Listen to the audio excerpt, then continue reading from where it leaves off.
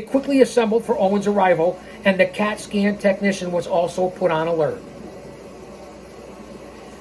It had now been slightly more than 20 minutes since his fall with Owen's arrival at 7:59 p.m. The team, headed up by Dr. Michael Rush, wheeled him into the trauma room for a final desperate attempt to save his life. However, they were well aware of Owen's grave condition via radio transmissions. His Glasgow Coma Scale, a measure of neurological function, was listed as a 3 out of 15. It obviously wasn't looking good. 2 units of O-negative blood were at the ready for possible transfusion. Nurse Michael Tucker was brought up to date on the situation by paramedics as Owens was reeled through the emergency room doors and into Truman Medical Center.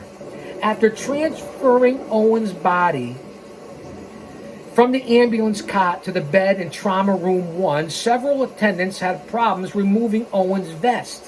With help from Tucker, who had to cut a shoulder strap and several belts off the garment, it was removed. The laces of his boots were also cut right up the middle.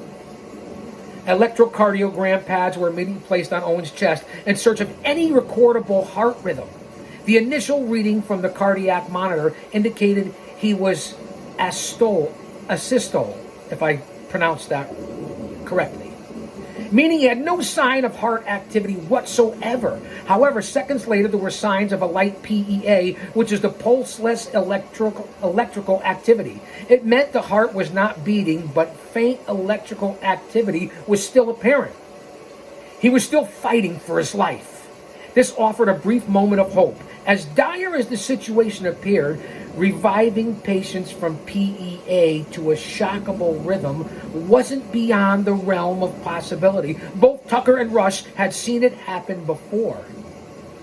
At this point, all those who transported Owen to the hospital, except Cowdrey, had left the room. He stood in the doorway, sadly anticipating what was to come. Nurses began